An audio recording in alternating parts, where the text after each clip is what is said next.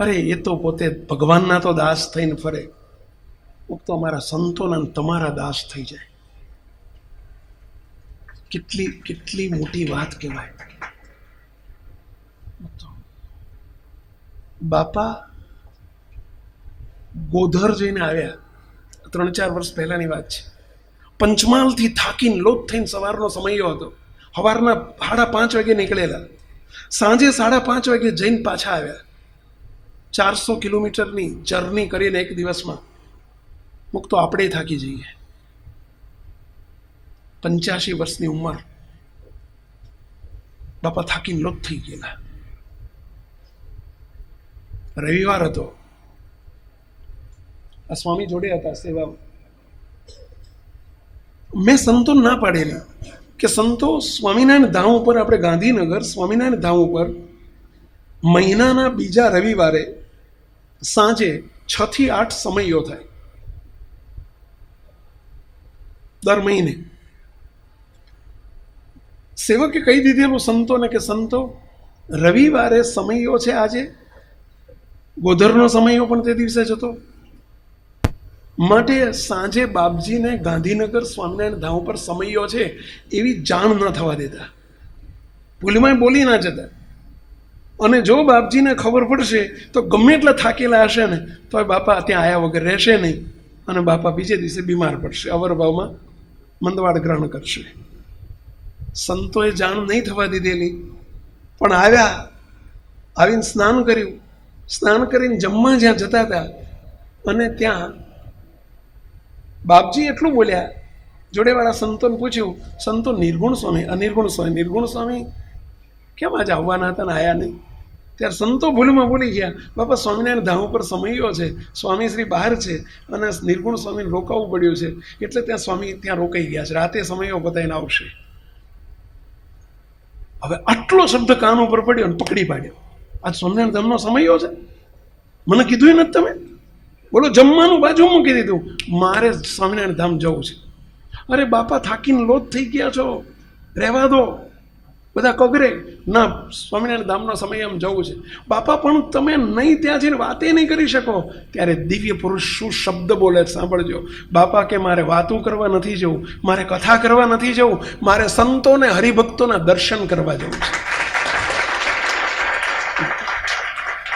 જે લાખો જેના દર્શન કરવા ઈચ્છતા હોય અને એના દર્શન કરવા જવું છે, એ હરિભક્તોના સંતોના મારે દર્શન કરવા જવું છે. ઘણા સમયથી મારા સંતોના હરિભક્તોના દર્શન નથી થયા, મારે દર્શન કરવા જવું છે. મુક્તો આ શબ્દ ના નીકળે આપણાથી. આખો શિષ્ય સમાજ છે સામે, અને શિષ્યોના દર્શન કરવા જવાનું એક ગુરુ કે મારે શિષ્યોના દર્શન કરવા જવું છે.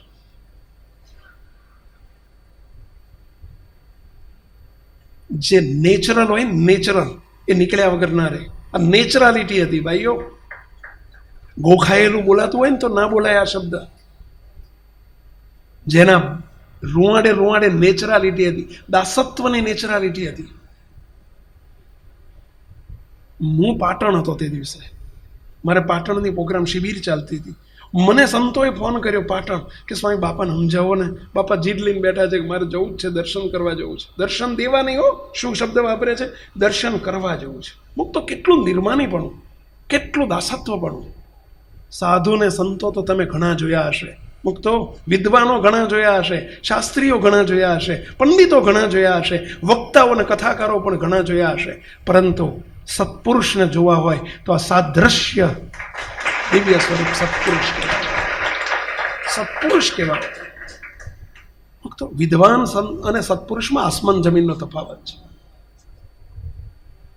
બાપાને મેં ફોન કર્યો, બાપા હું રડી પડ્યો, બાપા આપ રહેવા દો, બહુ થાકેલા છો, આપ આરામ કરો. હવે બાપા તમે કાલે બીમાર પડી જશો. બાપા કે ના, તને ખબર ના પડે, મારે કેટલા સમયથી સંતો હરિભક્તોના દર્શન નથી થયા, મારે દર્શન કરવા જવું છે. કે બાપા આપને દર્શન દેવા ના હોય?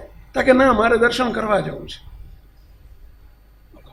બાપા પધાર્યા, થાકીને લોથ થઈ ગયેલા.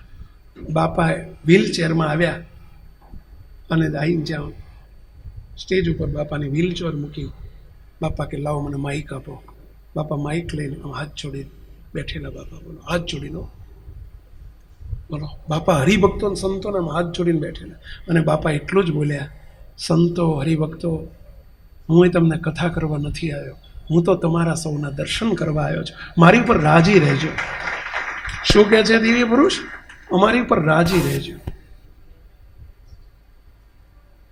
તો પોતાના શિષ્યને એમ કે રાજી રહેજો, કેટલું દાસત્વ પણ કહેવાય. લાખોના ગુરુ શિષ્યના સેવક થઈને રહે, મુક્ત એમ કે તમે મારી પર રાજી રહેજો, હું તમારા દર્શન કરવા આવ્યો છું. મુક્ત આ શબ્દ ગુરુના મુખમાંથી ન નીકળે જો દેહાભિમાની અહંકારી ગુરુ હોય તો, જેને પોતાના ગુરુ ભાવનો પ્રલય કરી નાખેલો છે, જેને વિચાર જ નથી કે હું ગુરુ છું અને આ બધા શિષ્યો છે. ગુરુનો ભાર જ નથી, ગુરુનો ભાવ જ નથી. અને કહેવાય સત્પુરુષ. ભાઈઓ, શું વાત કેવી!